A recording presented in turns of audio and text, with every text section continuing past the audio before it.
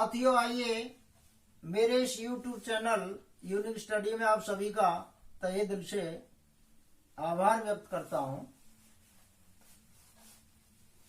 आज की हमारी संधि है जो दूसरे नंबर पर आती है स्वर संधि, और स्वर संधि का भेद है गुण स्वर संधि। गुण के बारे में जानकारी करते हैं। एक छोटे से डायग्राम के माध्यम से आपको समझाने का प्रयास करता हूं। इसकी शर्त यह होती है कि इसके पूर्व पद में ह्रस्व अथवा दीर्घ आना चाहिए और परपद में ह्रस्व अथवा दीर्घ ई, उ और री में से कोई एक स्वर वर्ण आना चाहिए। यानी पूर्व पद में या तो ह्रस्व आए या दीर्घ आए, इनमें से कोई एक स्वर वर्ण पूर्व पद में आना चाहिए, और परपद में इन पांचों स्वर वर्णों में से कोई एक स्वर वर्ण आना चाहिए। वह आपकी गुण स्वर संधि की पहचान होती है। ऐसी स्थिति में ई के स्थान पर ए का मतलब होता है ए की मात्रा, और ओ के स्थान पर ओ का मतलब होता है ओ की मात्रा, और री के स्थान पर अर का मतलब होता है रेफरा। ये इसकी पहचान है।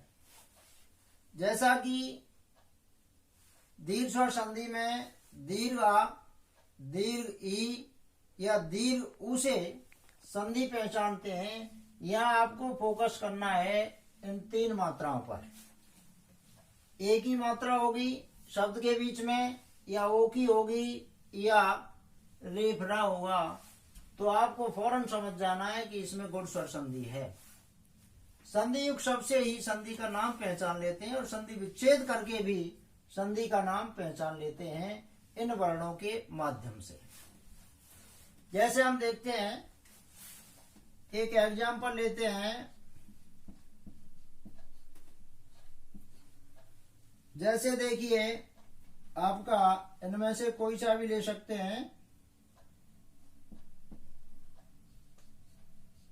प्राप्तोदक। अब देखिए, प्राप्तोदक अगर इसको हम कर लें प्राप्तोदक, और इसमें हमें देखना है कि कौन सी संधि हो सकती है। तो साथियों, आपको इन तीन मात्राओं पर फोकस करना है। इनमें से कोई मात्रा है क्या? ये आपकी ओ की मात्रा है, तो इसका मतलब है कि इसका संधि विच्छेद यहां से होगा, और इस मात्रा से हमने पहचान लिया ओ की मात्रा आ रही है तो आपकी गुण स्वर संधि होगी। अगर बीच में एक ही आ रही है गुण स्वर संधि होगी, अगर रेफ आ रहा है तो गुण स्वर संधि होगी। तो देखिए, संधि विच्छेद हम करते हैं तो इसको हमें करना पड़ेगा प्राप्त। यानी पूर्व पद में ह्रस्व या दीर्घ आ में से आना चाहिए, तो ता में ह्रस्व आ है, इसलिए यहां तक सही बैठ रही है, इसका नियम सही बैठ रहा है। अब परपद में हम देखते हैं, यहाँ हमें इनमें से या तो ये करना पड़ेगा या ये, या इनमें से आएगा कोई। तो आप देख रहे हैं कि जब ओ की मात्रा आ रही है तो हमें ओ में से करना है, और ए की मात्रा आ रही है तो ई में से यहां लगाना है, और आपका रेफ आ रहा है तो हमको री लगानी है, छोटी री, ह्रस्व री। तो यहाँ ओ के स्थान पे हमको ओ में से लगाना है। अगर इसको उदक कर दें तो कोई अर्थ नहीं निकलता है। अगर हम इसको करते हैं, मान लीजिए उदक करते हैं, तो साथियों उदक का अर्थ होता है भोजन। तो देखिए, पूर्व पद में आपके ता में हिरस आ है और यहाँ आपका ऊ है, तो आपका नियम देखिए, एक तरफ हिरसा यानी पूर्व पद में हिरसा हो और परपद में ऊ हो, हिरस ऊ हो या दीर्घ ऊ हो, या इनमें से कोई हो सकता है एक स्वरवर्ण। तो ऐसी स्थिति में हमें क्या करना है, हम इसको पहचान लेंगे कि हमारी ये गुण स्वर संधि का नियम है, जिसके पूर्व पद में हिरस या दीर्घ में से आ रहा हो और पर पद में इन पांचों स्वर वर्णों में से कोई एक स्वर वर्ण आ रहा हो, तो ये आपका ऊ स्वर वर्ण आ रहा है और ऊ के स्थान पर हमने ओ किया था। तो ओ अगर आ रहा है तो ऊ के स्थान पर हमें क्या करना पड़ेगा, ओ करना है। ओ का मतलब होता है ओ की मात्रा। अब देखिए इसको पूर्व उसी संधि युक्त शब्द में कैसे परिवर्तन करना है, कैसे लाना है।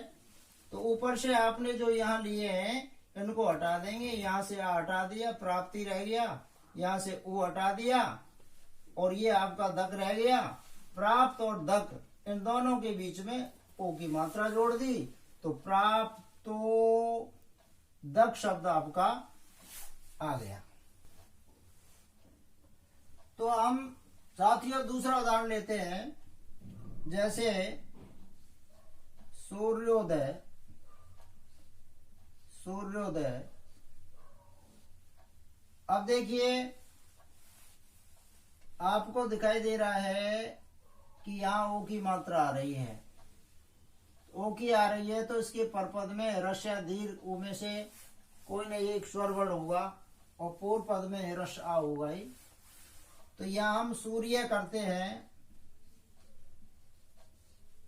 और इधर हमको जब ओ की मात्रा आ रही है तो ऊ में से करना पड़ेगा, सार्थक शब्द देखना है। अगर हम बड़ा ऊ करते हैं तो उदय हो गया, उदय का कोई सेंस नहीं है, सार्थक शब्द नहीं है, तो हमें हिरस ऊ लेना पड़ेगा। तो उदय मीन्स निकलना होता है, सूर्य का निकलना। अब देखिए यहाँ हमने देखा कि यहाँ में हिरस आ है और यहाँ हमारा ऊ है, तो ऐसी कंडीशन में अगर पूर्व पद में हिरस या दीर्घ हो तो हिरस आ है, पर पद में पांचों स्वर वर्णों में से कोई एक हो, ऊ आ रहा है, तो ऐसी स्थिति में हम ऊ के स्थान पर ओ कर देते हैं। ओ का मतलब होता है ओ की मात्रा। जो आपने ऊपर से लिया है उनको हटा दीजिए, यहाँ में से हिरस आ लिया, हटा दिया, सूर्य रह गया, और ये आपने ऊ लिया, इसको हटा दिया, द रह गया। तो यहाँ सूर्य पूर्व पद में, पद पद में द रह गया। तो इन दोनों के बीच में हमने ओ जोड़ दिया, ओ की मात्रा जोड़ दी, तो सूर्योदय वही शब्द हो गया आपका। अब देखिए और एग्जाम्पल लेते हैं, जैसे हम कहें आपका है, जैसे मान लीजिए देव ऋषि है, महर्षि है, महर्षि, क्योंकि इसमें री आ रही है, इसको हमें देखना है। ये रेफरा आपका ऊपर आ रहा है, तो इसका मतलब है कि हमारी गुणस्वर संधि होगी। इसको हमें यहां से करना है, विच्छेद करना है, यहां से करना है। तो यहां हम लगा दें, मह कर दें तो कोई सेंस नहीं है, ये हमें हिरस या दीर्घ लाना पड़ेगा। तो महा कर दें, इसका अर्थ है महान, और प्लस ये री आपकी री के स्थान पर, ये रेफरा है, इसके स्थान पर री करना पड़ेगा। तो री कर दें और ये पीछे का शब्द ज्यों की त्यों रह जाएगा, तो ऋषि हो गया। तो महाधन ऋषि, यहाँ दीर्घ आ है हा में, इधर आपका री है, तो वही गुणस्वर संधि की पहचान। पूर्व पद में हिरस या दीर्घ हो, दीर्घ आ रहा है और इन पांचों स्वर वर्णों में से कोई एक हो, तो यहाँ री आ रहा है। ऐसी स्थिति में री के स्थान पर हमको रेफरा करना पड़ेगा। तो इसको हम इस तरह कर देंगे, या इसको हम कहें कि अर कर दें तो अर भी कर दें, अर भी लिख सकते हो। तो देखिए आपने ऊपर से एक तो दीर्घा लिया, ये मह रह गया, एक री ली, यहां सी रह गया। मह और सी के बीच में हमने अर, अर का मतलब होता है रेफ रा, इसको जोड़ दिया तो महर सी, ये रा अगले अक्षर पर जाता है। तो साथियों आप चाहें तो इस वीडियो का स्क्रीनशॉट ले सकते हैं।